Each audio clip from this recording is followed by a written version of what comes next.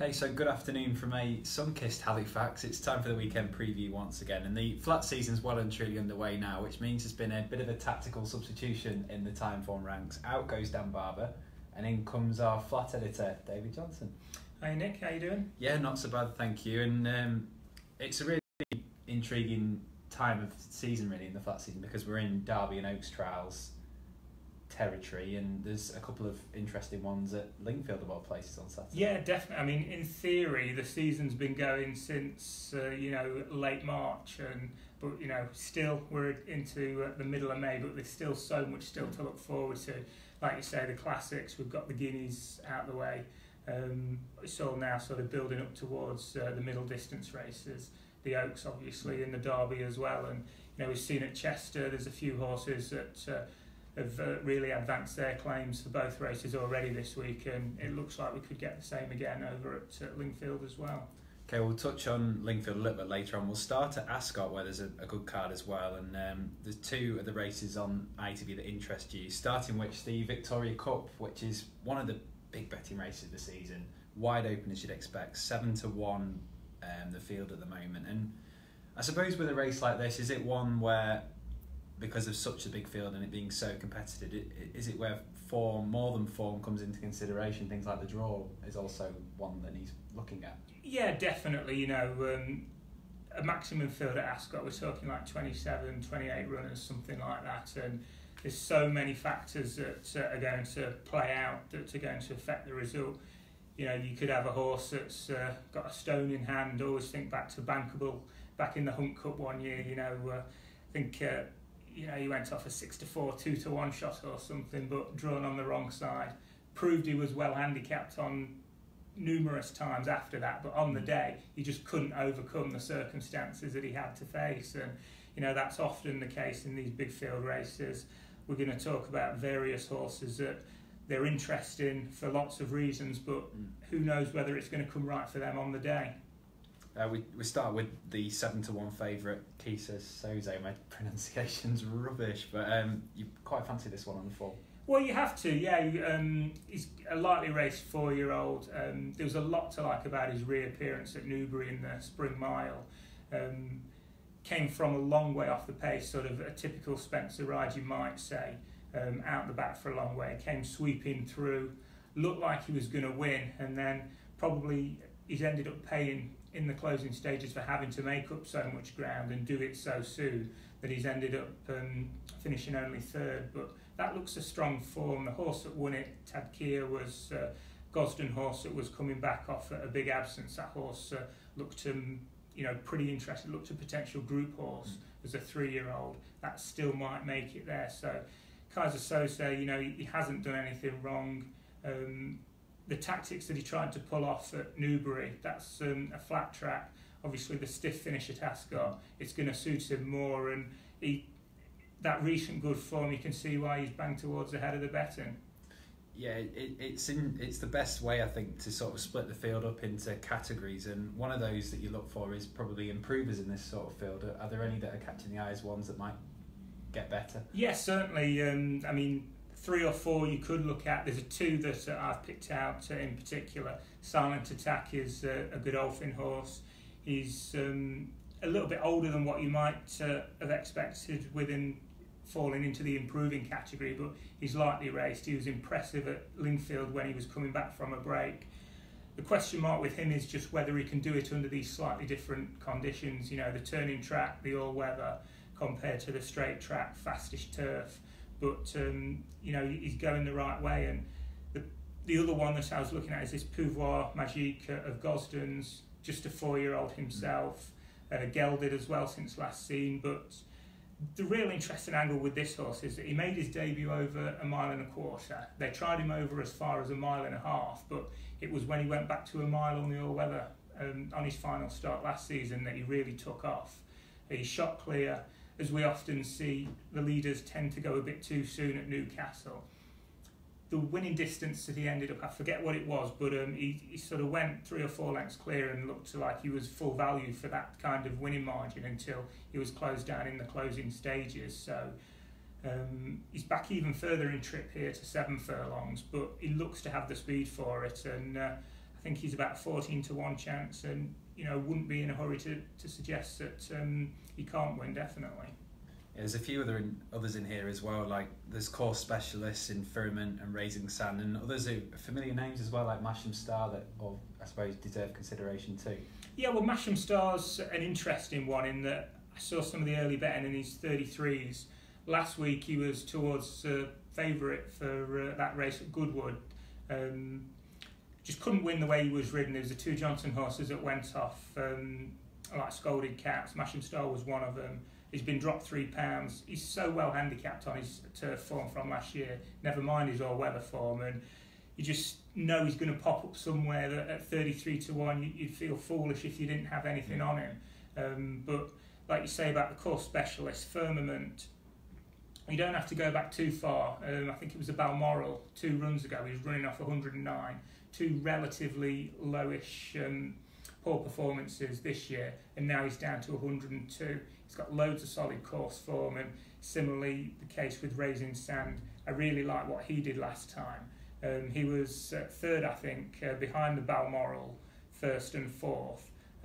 He was best of those up with the pace that day. Everything else came from out the back, and he normally is ridden more patiently, and I think if he gets that kind of ride again today, the normal typical ride, the middle draw, like I said, I think they're going to come down the centre of the track.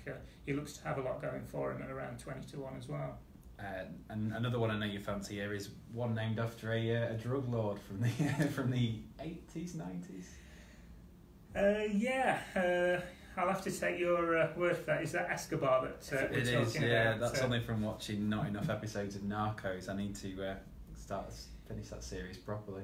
Yeah, I mean, he's a very difficult horse to assess. If you think back to early as a 3-year-old and even as a 2-year-old when he was a Hugo Palmer, they sort of were even talking Guinea's potential about this horse. He didn't go the right way, and it probably is something to do with his attitude, but he's joined a new yard, David O'Meara. They've not messed about. They've had to go to 100 grand to get hold of him, but I just like the way that these big field handicaps are run, and I think that's going to suit Escobar, to be honest. He tends to pull hard. He looks like he wants to get cover. I can see, they're going to go hard. A big field, 7 furlongs. If he's going to settle, if he's going to drop his head and be bought with a late run, these are, the kind of conditions that he's going to be able to do that in. So I think he's about 14 to 1 chance. Like I say, it was listed races and group races that he was running in mostly last year. He's down to a mark that's below 100 now, and who knows whether today's definitely the day. It wouldn't be a surprise, to see something like the Hunt Cup perhaps later in the season as well. This might be a stepping stone for that, but he's an interesting horse somewhere throughout for this season, I think. Yeah, David O'Meara, the master of rejuvenating runners. So where would you go in this? What would the plays be in this race? Would Escobar be one that you'd have a look at? Yeah, there's a couple that I've backed. Escobar at 14 to 1. I've just made the case for him, but probably the one that's most overpriced for me is Raising Sand at around 20 to 1. Like I say, he's got lots of course form. Who knows whether he's definitely ready to go, but you'd hope he would be for such a valuable prize first time out. And the case for him is based around what he did on his final start last year. He was up with a strong pace in what looks a good race. The form has worked out, and hopefully a more patient ride, he'll be bang there. Really, he should be a subtle regular, shouldn't he, with a name like Raising Sand? It's disappointing to Ascot. Yeah. So they're too good for that, I think. Yeah, well, there's a couple of fast track qualifiers these days at Southwell. Could be. Anyway, we won't dwindle. We'll stay on. Move on to the next race at Ascot. We're going to go into the Buckhound Stakes. Only 6 set to go to post for this listed race, but it is an intriguing one in that there's a few names in here. Barsanti, the market leader on Thursday evening at 7 to 4. We also got Mirage Dancer, the Frankel Colt, and Saluan as well, who had a lot of lofty assignments last year. Yeah, he did. And to be fair, he acquitted himself pretty well in them. Remember sort of thinking going into the Derby that he looked like he was biting off more than he could chew, but if there was an eye catcher in that race, it was him. It's one of them that you go into a race with preconceived ideas sometimes about how good horses are, and you let that influence how well they're shaped. If it had been an O'Brien horse that had a shape like he did, everyone would say, "Oh, how unlucky was he?" He'd have won nearly with a clear run, but he acquitted himself well in group races afterwards, and obviously this is a bit of a drop in grade for him down to listed company. He's got a bit to find on the ratings, so whether he's going to be quite good enough, but he is a really likeable horse that does tend to give his running far more often than not. You talked about the form there. Is Barsanti second in last year's Hardwicke the bar there, or is it in terms of what's... It is, yeah. I mean, you're looking at the Timeform ratings. We've got Barsanti top on 132. He's only a pound clear of Mirage Dancer, who's obviously on 131, but when you look at the numbers, sometimes it's not just what the numbers are, it's sort of the strength behind them. It's like you're looking at the numbers of Barsanti, and it's perhaps to do as much with the kind of horses he's achieved it against. You're sort of looking at it and you think it's more solid. That second behind Idaho at Royal Ascot. You're looking at these horses that he's running against, and you just can't really see whether any of those would be capable of running to that kind of form. He disappointed on his final start and wasn't seen since July, which is a bit of a concern, but I mean, that was 1 3/4 miles. He's definitely best at around 1.5 miles, and this looks a really good opportunity for him to resume winning ways, I think. So you go with Mirage Dancer here then? Barsanti is the one that I'm keenest on. Sorry, yeah, Barsanti, yeah. Moving. What about Mirage Dancer? Has he got to find more than what he showed last season? I think so, yeah. He looked as though he was going to be a potentially really interesting horse. He got to Royal Ascot, ran really well there, and that was, I think, only like the 3rd or 4th start of his career, and you were hoping to see him really kick on from that. He ran in the Great Voltigeur at York. That was his only start so far at 1.5 miles, and you have slight concerns about whether he definitely stayed it, to be honest. They dropped him back to 1.25 miles next time, and he disappointed, so you can't really read too much into that. But he's by Frankel, he's out of Heat Hayes, who's from that really good Judmont family of Dan Silly, Champs-Élysées, that kind, and most of all those horses do tend to be better at 1.25 miles, certainly not at 1.5 miles, so I think there is a little bit of an unknown with him. He might yet fulfil his potential. It's that cliche that everybody goes on about. We know what Sir Michael Stout can do with these older horses, but the jury is just still out with him, whereas Barsanti, he's been there and done it, and if he does what he did last year, this looks like I say, a good opportunity for him. Do you think it's between the top two? I mean, I'll read out the prices of the other three at the moment. 5-1, God Given. 8's Glencadam Glory, who I think scraped home at really short odds last time at Wolverhampton, and Scotland 20-1. Any of those catch the eye? Not really. Like you mentioned, Glencadam Glory, he's going to have to do a lot more than what he did at Wolverhampton last time. He's entitled to. We know he's better than that, on what he was doing when he was midfield in the Derby and at Royal Ascot. Scotland, the jury's out on to what ability he retains. We've not seen him since the 2016 Gold Cup, so that's almost 2 years off. He holds a Gold Cup entry this year, but starting out over 1.5 miles, it absolutely smacks of a pipe opener to see what they've got. And God Given, you wouldn't be surprised to see her do more as a 4-year-old.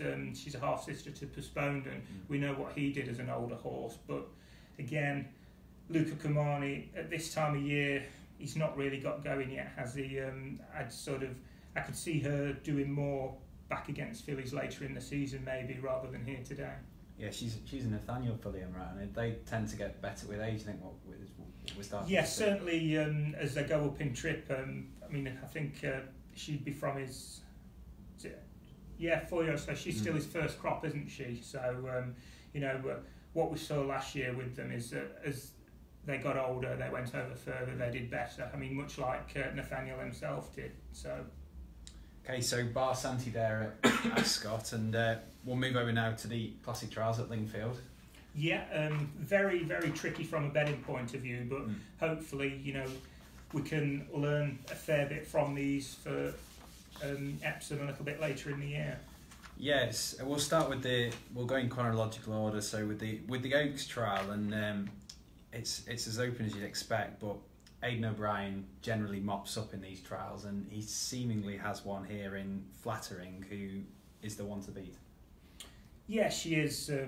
She's only had the 2 runs, and the latest of those was only a week ago, but it was quite an announcement of her Oaks credentials, wasn't it? She won by 10 lengths, stormed clear, really impressive. I guess you'd have slight concerns, obviously, about the quick turnaround. She looked to win easily, but when you're running and winning by 10 lengths in heavy ground, you've got to be taking something out of yourself. So if you're sort of looking to get a beat, you'd sort of be asking questions about the ground and the quick turnaround, but she did look really impressive. She's obviously got a very good pedigree. She's by Galileo. You wouldn't say she's definitely guaranteed to stay on the dam side, but we see so often with these Galileos that he does really impart stamina, and she certainly looked as though she'd stay 1.5 miles, and she sets the standard. She is the one that they've got to beat. Yeah, I mean, there's a few in here that all have very similar profiles where they've won one race to varying levels of impressiveness. Cecchini, Etcher, Lady of Shalott, Perfect Clarity. Are there any that are standing out more than others? Not at this stage. Like you say, we've got 4 of them that they weren't race winners last year. They've only won novice events, so you're looking at them and their chance on the Timeform ratings, and understandably, they've got a fair bit to find with those that have been able to showcase their ability more. We say, with these lightly raced horses, the ratings are obviously important, but it's as much about having the opportunity to run to a high rating as ability. So when they've only had that 1 run, there's obviously lots more potential to come from them. Out of those 4 that you mentioned, the one that really impressed me as a 2-year-old was that Lady of Shalott at Yarmouth. David Simcock's got a couple in here with similar profiles. They've both got the Oaks and the Ribblesdale entries, but like I say, it was Lady of Shalott that visually she really impressed me at Yarmouth. Spencer is riding her, it seems, so she is perhaps the first string, but what you read into that, it's hard to know too much. But whether she's good enough to get the job done in this listed race on this day or not, who knows? But she certainly looked a filly of a fair amount of potential when we saw her make a winning debut. Yeah, and another one worthy of a mention is Stream Song, a bit more experience than most of the field, and what I thought was quite impressive about her was that she managed to win last time despite quite a lot going wrong for her. Yeah, you often see some of these races at Windsor that because it's quite a turning track, they sometimes go quite steady up front, and she was one of those that wasn't well placed. She was out the back. She's come with a rare rattle. She's got there. But to put it into focus, it was only a mark of 83 that she was running from. You look at all these fillies here that have potentially got Oaks credentials that they're trying to put on the line, and anything that you'd half fancy for the Oaks, you'd fancy to win off a mark of 83, but she could only get the job done. She did do. You'd hope that she'll be able to step up on it even further under these conditions. Okay, so if I handed you a virtual £5 note, where would you be looking to place it? I'd probably have a little bit on Lady of Shalott for the Oaks itself, try and sort of preempt what we might see here. Mm-hmm. I haven't seen any betting for the Oaks, but I'd imagine she's probably about 33s, 40s, something like that, and that potentially could be a fair bit shorter after this race, hopefully. Okay, we'll go now into the Derby Trial, and it's no surprise to see a certain trainer leading the market again, Kew Gardens this time, and it very much has the vibe, this race, of there being one who sets a clear form standard in Kew Gardens, and then a lot of others unexposed types in behind him. Yeah, exactly. sort of labouring the point about ability and opportunity, but Kew Gardens, who sets the standard, he was the one that was running in group races and listed races last year, as opposed to most of his rivals that had just sort of been in novice company. So yes, he sets the standard, but he's had far more chance to show how good he is. And don't get me wrong, the standard that he sets is nearly good enough to win a race like this. And it was a strange reappearance, I thought, for him to be pitching up back in trip. The fact that O'Brien ran him over 1.25 miles as a 2-year-old to then come back to 9 furlongs for his reappearance certainly suggests that he might, just have been there to sharpen him up.